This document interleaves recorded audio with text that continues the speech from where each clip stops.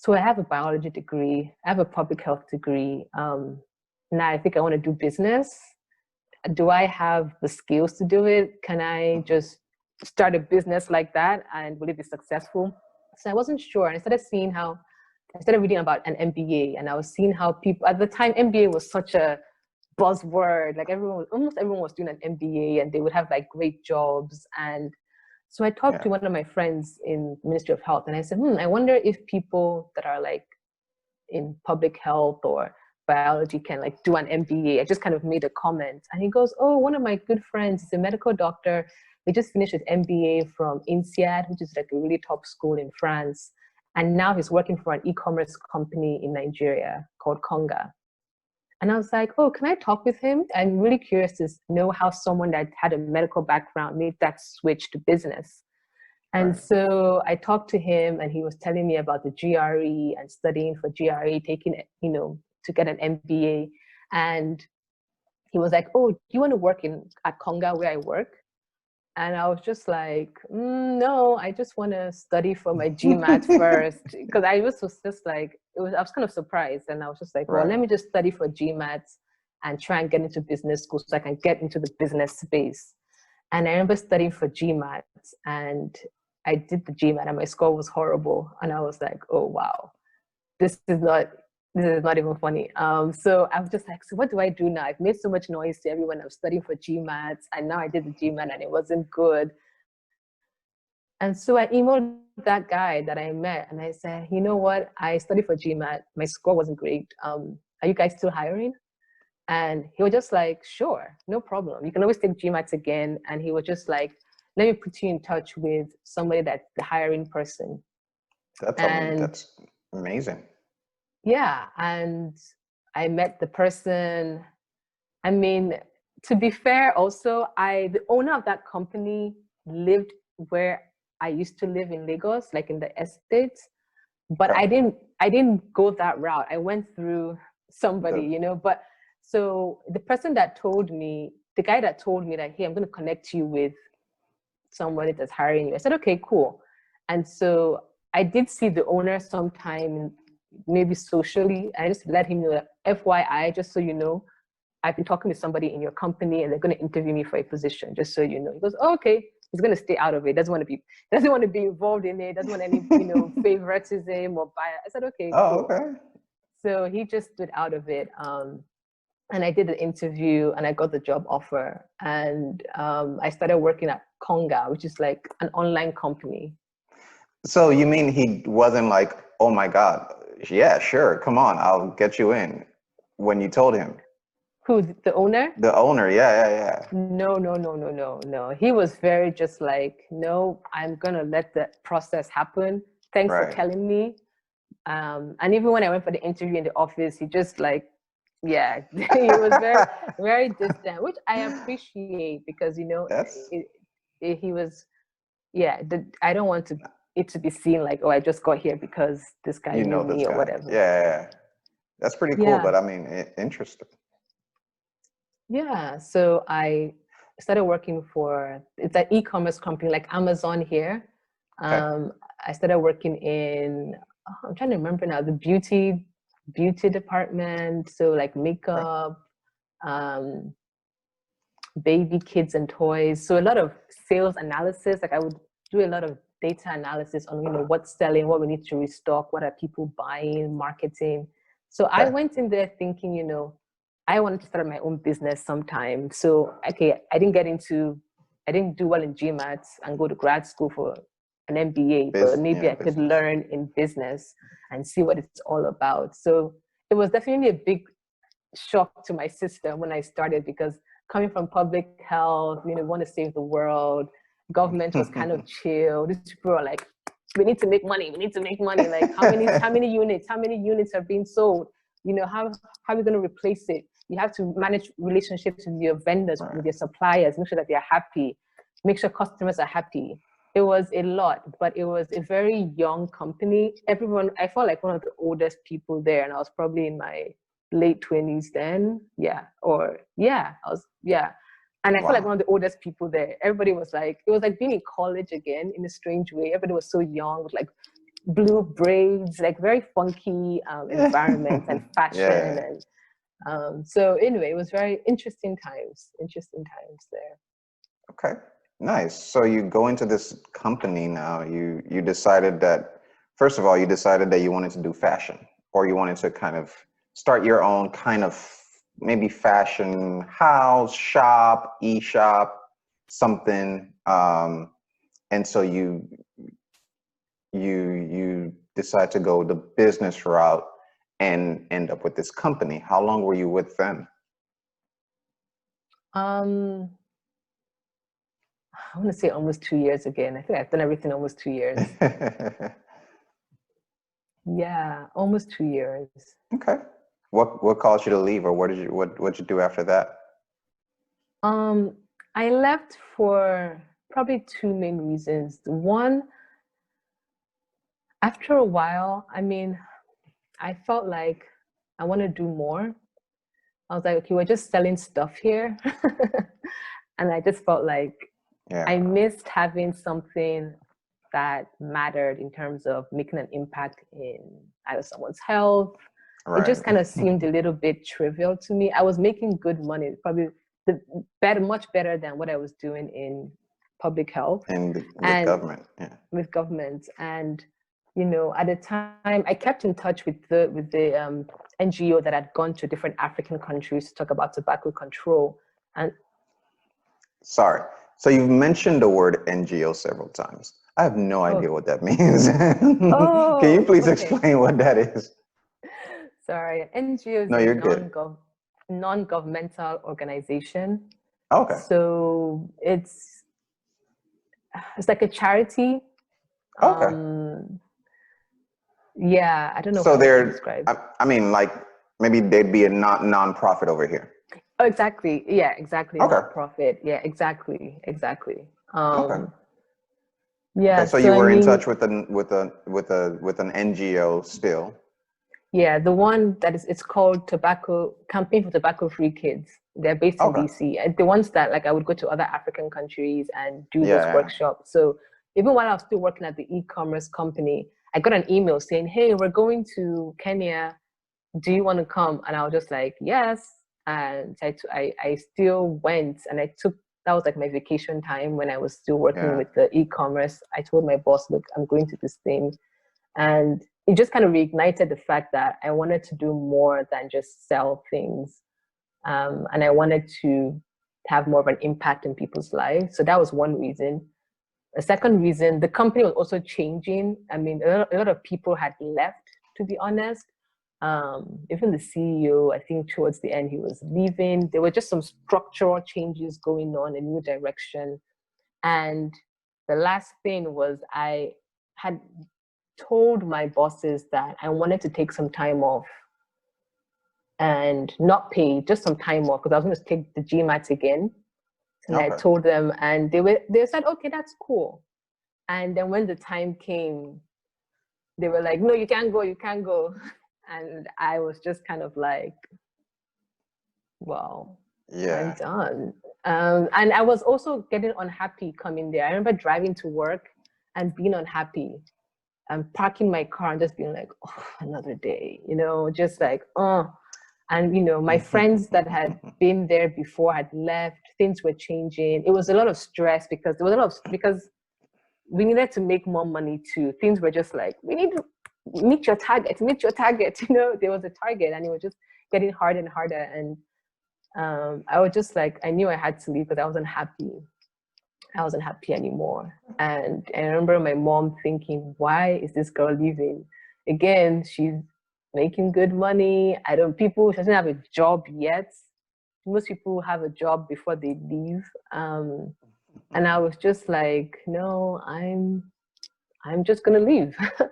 And luckily for me, I mean, I was staying in my parents' house in Nigeria. I wasn't paying bills like that. So I knew that in the back of my mind that I'll be okay and I'll be in my parents' house and I won't die and I won't be on the streets. I know not everybody has that luxury to do that. So I acknowledge, the privilege I had to make that choice. So, I left, I studied for GMAT again. and my score was still horrible. Oh. And I was just like, now what? Now I was just kind of really confused. I didn't really know what to do next. And somebody was like, oh, maybe you can go back. And I was like, I'm not going back to that place. So I now said, you know what, let me try and make that vision come to life that I wanted to, where I said I wanted to sell African fashion. So I spent that time trying to learn more about some accessories, some fashion stuff, meeting with some fashion people, trying to make connections and see if I could actually just develop this idea in my mind into something tangible. So that's what I did next. Nice. And so you go into fashion, you're in business, fashion. How do you come, because obviously now you're back here, stateside. What brought you back here? Yeah, so to be honest, what brought me back here is my husband. Okay. I met my husband actually through my brother. That should be a different story. But he was working in the US and I was living in Nigeria. And we obviously had a long distance relationship. And then obviously when we got married, I knew that he was going to stay in America and do his work because he, was doing well in his career. And so I moved here back to America because my husband lives here really. And that's why I'm back here. It's shocking, but it's interesting. Yeah. Okay. So was your plan to stay in Nigeria? Had it not been, for your husband, was your plan to stay in Nigeria? To be honest, no. Because I remember thinking at that time, I was actually looking at Canada, because Canada had a more friendly immigration process. Unlike the US, where US you had to like be sponsored by a company to get the visa. Canada had like a merit-based thing. You do some exams, they look at your qualifications, and then they could extend, a permanent residency to you or something. So I was exploring that because at the time I'd gotten a little bit tired of being in Nigeria and just unsure of how stable things were. Okay. So you come back. Well, we didn't really talk about kind of how the venture went as far as you trying to develop this vision of the fashion and different African traditional cultural fashion. Mm-hmm. How was that? I think it was a learning process for me. I think I could have probably done more than I did. I made a few sales. I still have a website somewhere. I need to probably shut it down for now, but it was an experience. I don't know. I learned more about myself, about what motivates me. And I realized how hard it is to be an entrepreneur. Like you see people do it and you think, oh yeah, I can do it. And then see people on Instagram talking about entrepreneur life and how it's so awesome. And you're just like, yeah, you feel it, I can do it. And for me, I realized that it's a lot of self-motivation and you're very isolated and you just have to keep on pushing yourself every day to get up and do this. And I wasn't always motivated. Some days where I was, some days I wasn't. I realized that for me, I definitely need external reinforcement.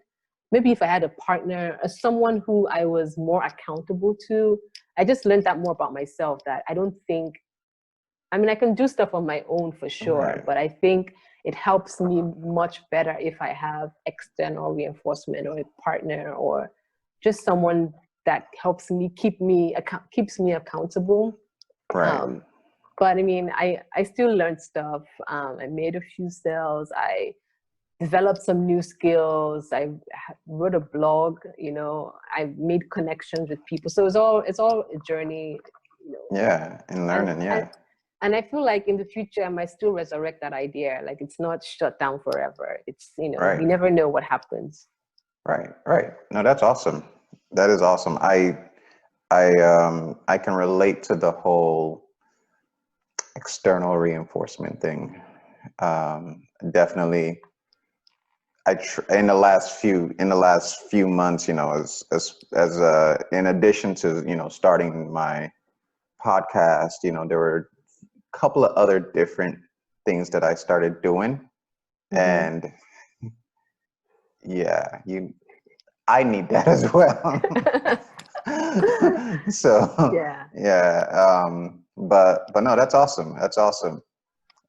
So and obviously because I know you, I know that now you're kind of back full circle, into public health.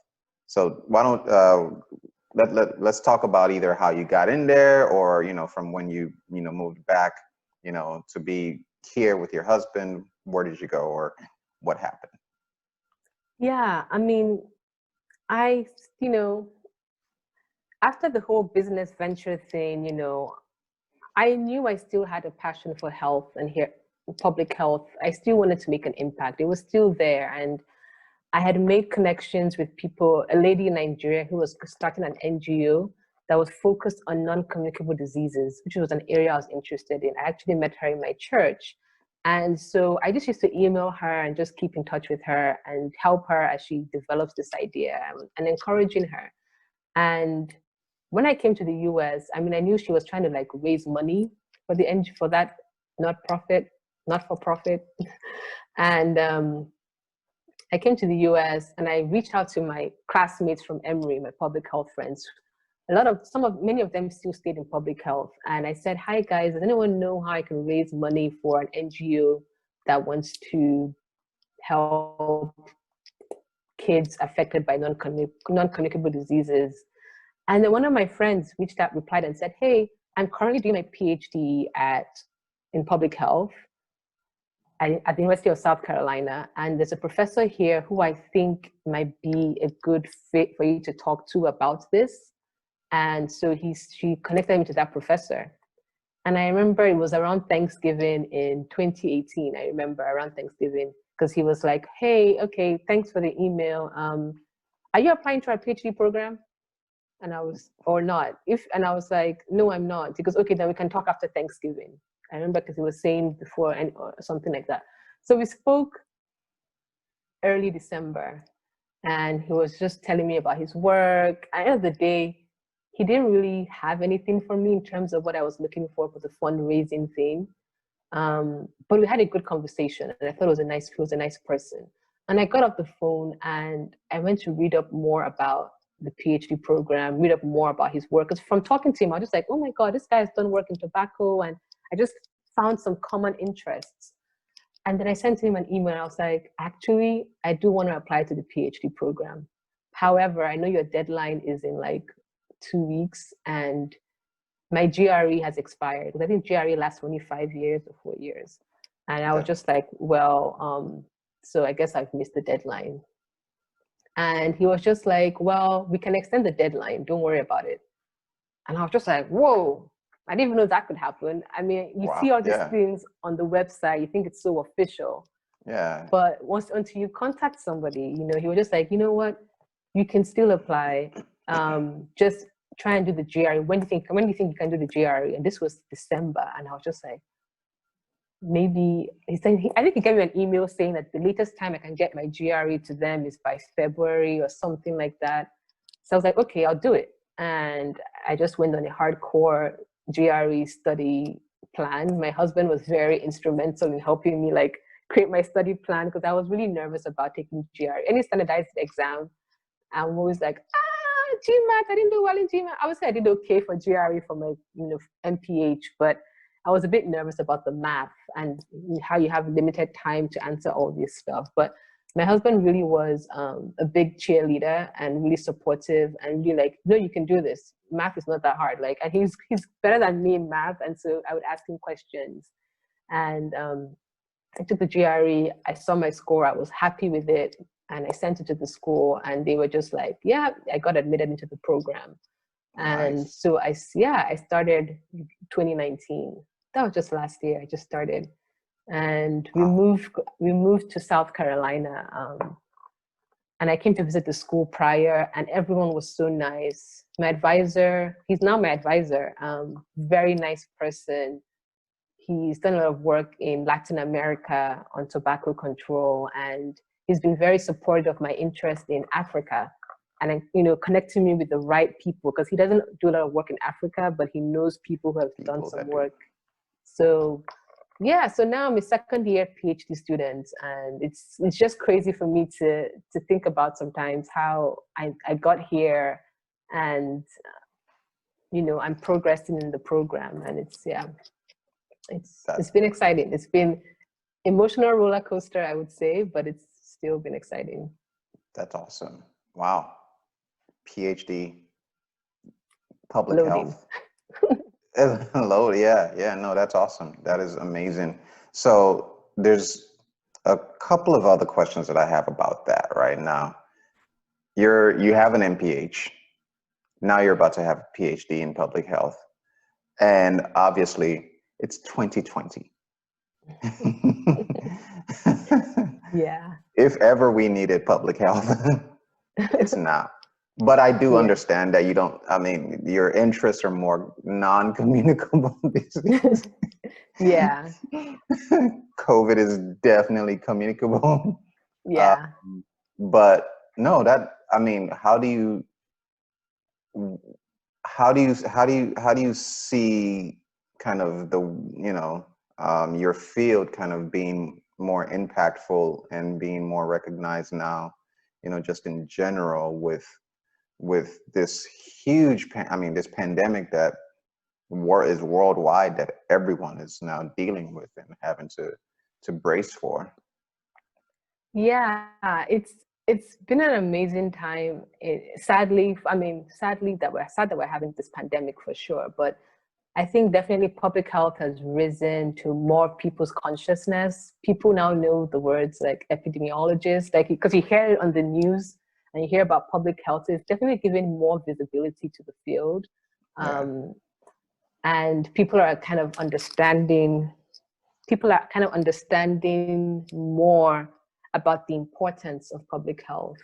And I think it even highlights, even prior to COVID, because COVID situation is actually like worsening, or it's kind of shedding light on some of the public health issues that are already present. So for example, that people with diabetes or some chronic diseases are more vulnerable to COVID, or a high risk. Exactly. And then, so you can peel back that layer and think, why are these people having diabetes?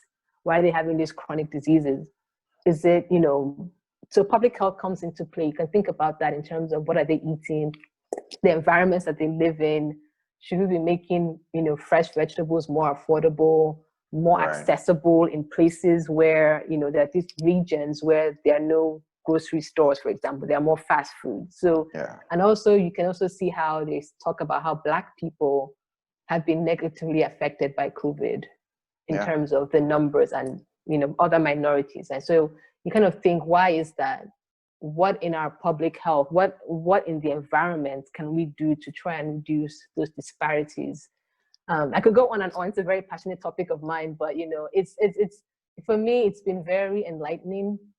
And also I'm able to link the things I'm learning in my classes about health disparities, history, what contributes to people's current state, what has happened in history in the US that has made some groups of people have less access to good healthcare, good education, and how all those things tie into the health outcomes. So anyway, it's a very interesting time. Yeah, definitely. And, I'm a pharmacist, and from that perspective, the non-communicable diseases, what we call your chronic diseases, diabetes, high blood pressure, high cholesterol, X, Y, and Z. These are the things that these are some of the diseases that millions and millions of people have. And that leads, they're, the leading causes of death, heart disease, blah, blah, blah, blah, blah. And so, yeah, it's not necessarily your communicable diseases. It's not your rare, it's not Zika. It's not, Ebola. Right. It's not Ebola. It's not HIV anymore. It's not X, Y, and Z. But, you have these chronic diseases that you have to address by lifestyle changes.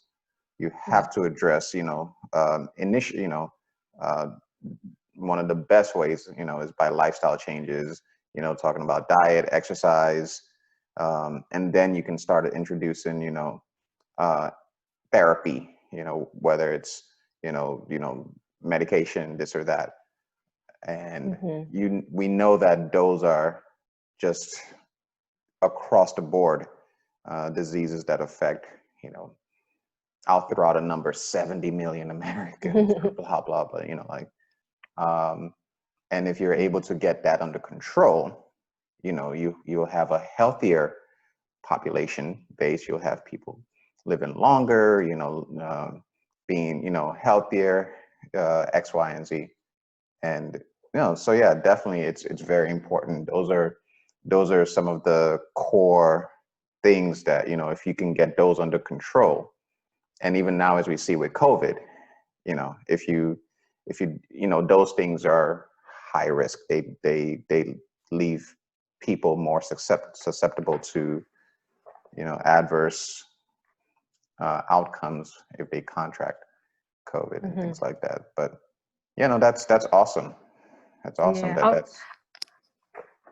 was going to add one thing just to say, like, public health, we're trying to prevent it as well. Like, it's not only trying to keep it under control, we're trying to, like, how do we modify people's behavior so they don't even get to having diabetes, so they don't even get to have hypertension. So I'm a big believer in that prevention part. And so that's why I like public health. I just wanted to add that. That's awesome. That is amazing. But yeah, what a time to be in public health. Do you see yourself becoming, I don't know, what I guess I can probably guess, you probably want to go into some type of non-communicable, aspect of it. But I was going to say, what do you want to do with that? Do you want to become an epidemiologist? Do you want to become,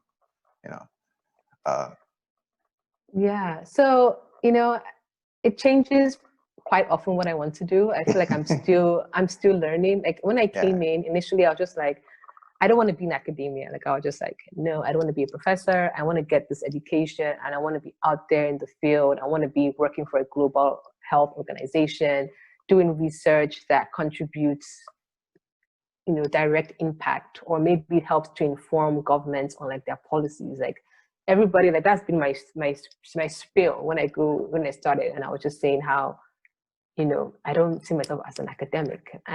But it's funny because lately I've just been like, maybe I don't mind being a professor. Like I was open to teaching, once in a while I do this, work in a global health organization. But I like talking. I like engaging with people. I like sharing ideas. So, sometimes you could do that in a school and university with students and sharing, discussing articles. And I find those parts of my classes very interesting. So I don't know where my path goes from here. I just know that I definitely have an interest in global. I definitely want to make sure that my work is impactful globally. My advisor does work in tobacco and nutrition, which are the things I'm interested in, policy. So those are the areas kind of I'm in, but I'm still figuring it out and taking it one day at a time, really. Nice. Awesome. Best of luck with that. And you've got you're 2 years in now. And so another 2 years about, right? Yeah, roughly. Exactly. Yeah. Awesome. Well, best of luck with that. And definitely so proud of you doing great things still out here. One last thing before we wrap up. I know we've spent some time already. You also have and just started a podcast, and you've kind of put yourself, as well as you have a couple of other, friends that you do it with. And I know we've talked about that. We've talked about some of the ideas that you have. You want to share a little bit about that? Yeah, so I met these friends, Christiana and Charity, my first year in the PhD program. We all started at the same time, we're in the same cohort, and we just naturally gravitated towards each other. And we have a great friendship, and we found ourselves to be good support for each other during the program, because it can be very stressful and emotional and draining and ups and downs. And we just thought, it would be great to share our experiences as Black women in public health in a PhD program in academia with others. And we are from different, like I'm Nigerian, the other lady is from Ghana, but she grew up here. And then there's an African-American lady. So we have different backgrounds in terms of where we come from and our culture, but we are united in Blackness, and we're united in our experience in the PhD program. So we started this podcast to just really not only share our thoughts about what we go through during the PhD program, but also to share things that happen in regular life, what we think, and just like, it's a fun outlet for us as well. So it's not only like, only for PhD listeners and PhD students, it's for anyone just wants to hear, like, 3 ladies talking about different topics. So it's Blackground. It's called Blackgrounds, and I'm quite excited about it. We just did an episode about the latest election results and talking about Black women in power. And so, it's pretty interesting. I have other ideas that I've also kind of been thinking about, and also I don't want to overstretch myself, but sometimes I just have all this little like passion to want to increase awareness on some other public health issues, or also trying to like increase unity among Black people of different backgrounds, Africans, African Americans, Jamaicans. I'm really passionate about promoting the awesomeness that is Black people and Black culture, and trying to just foster unity. So I'm trying to find out ways to engage and promote that as well. Nice. All good stuff. Sounds like you're keeping busy, but yet still finding time to, really, connect with others, and, have a bit of fun, and, put some ideas out there. That's awesome. Well, thank you so much for coming on the podcast. I think it's been a really great discussion, and we've been able to kind of see your journey so far, which has been very, very unique. You've worked in like 4 different countries, here, the WHO in Geneva, France, Nigeria, back here, like, you have that, that I can't say, not a lot of people can say that they've worked in 4 different countries. You've kind of gone in and out of different, kind of fields, business, fashion, doing your own thing. And now you're back into kind of, something that you're really passionate about. Well, another thing that you're, your kind of first love type of thing. Mm-hmm. So that's awesome. I think you definitely have an amazing journey, and I can't wait to, hear, down the line, how that continues to unfold. So but no, thank you for definitely coming on and sharing, and definitely shedding, giving us some insight into how you got here and some of the things you learned along the way, and definitely think it's been a great discussion, and very unique. Now you're in a PhD program and doing great things. So, and thank you for inviting me. I mean, it's not, probably have a choice of different people to invite. So I do appreciate you, considering my story worthy or interesting to share, or at least inviting me. It was a pleasure, and definitely it's been also nice for me to reflect on my journey and to share, and just to also sometimes just be grateful for some of the things that you have experienced, because oftentimes sometimes you may not be where you want to be, but you know, you don't appreciate where you have been. And I think it's very where you've important. come from. Yeah. Yeah. So I think it's been nice to reflect on that. So thank you. No, that's awesome. No, thank you so much. And yeah, well, I guess that's probably the close, the what you want to leave our audience with is, you know, just being able to reflect on and being thankful for where you've come from, where you are now, even if you may not be exactly where you would have thought.